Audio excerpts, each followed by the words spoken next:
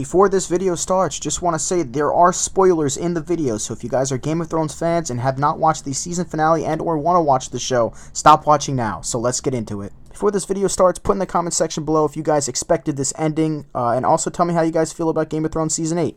Wow, so my prediction came true. I had a couple predictions or a couple theories about how Game of Thrones would end.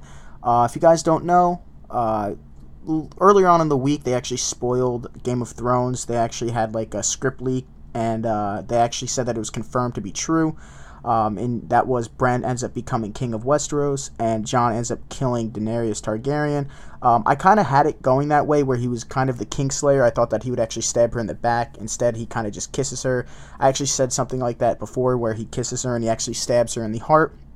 So that's kind of crazy. I kind of expected that, though. After episode 5, obviously you guys watching it, you knew that something bad was going to happen. She kind of had this god complex, saying that her way was the right way, and if people didn't agree with it, they would essentially die, and she would have to rid the world of people that were awful. But she's not realizing that she's one of those people.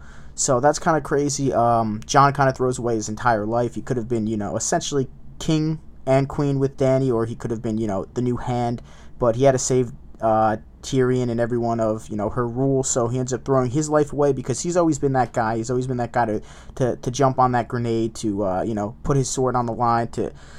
He's just super selfless, and that's something that everyone's fallen in love with Jon about, and saying he should be king, but he ends up not becoming king.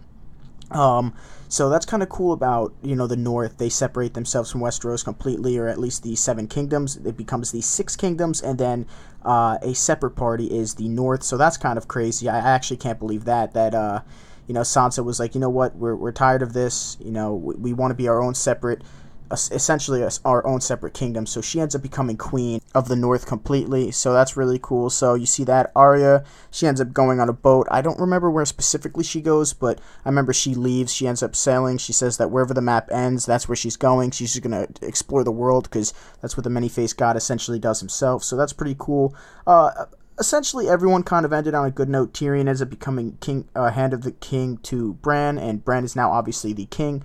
They kind of say, what, there's going to be no people, people aren't going to be born into power anymore when it comes to being a king, queen, or prince. So it's going to be, selected. So that's pretty cool. So hopefully you guys enjoyed the video. If you did, leave a comment, subscribe, all that great stuff, and see you later.